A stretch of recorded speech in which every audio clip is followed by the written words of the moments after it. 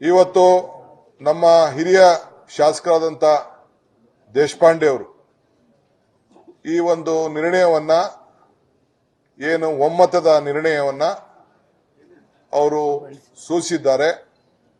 ನಮ್ಮ ತನ್ವೀರ್ ಸೇಠ್ರವರು ಅದಕ್ಕೆ ಅನುಮೋದಿಸಿದ್ದಾರೆ. ಜೊತೆಗೆ ಎಲ್ಲ ಶಾಸಕರು ಕೂಡ ಒಮ್ಮತದ ಅಭಿಪ್ರಾಯವನ್ನ ಇಲ್ಲಿ ವ್ಯಕ್ತಪಡಿಸಿದ್ದಾರೆ.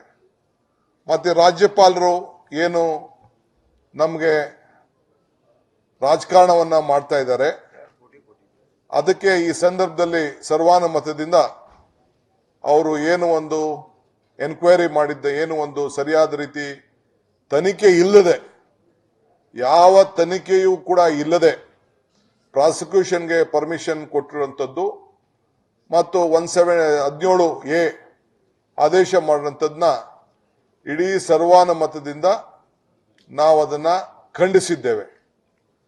ಸರ್ಕಾರವನ್ನ ಅಭದ್ರಗೊಳಿಸಲು, ತೊಂದರೆ ಮಾಡಲು ಇವತ್ತು ಏನು ಪ್ರಯತ್ನ ಮಾಡ್ತಾ ಇದ್ದಾರೆ ಬಿಜೆಪಿಯವರು, ಜನತಾದಳದವರು, ಏನೇ ಪ್ರಯತ್ನ ಮಾಡಿದ್ರು ಕೂಡ ಈ ಸರ್ಕಾರನ ಜಗ್ಲಿಕ್ಕೆ ಸಾಧ್ಯ ಇಲ್ಲ.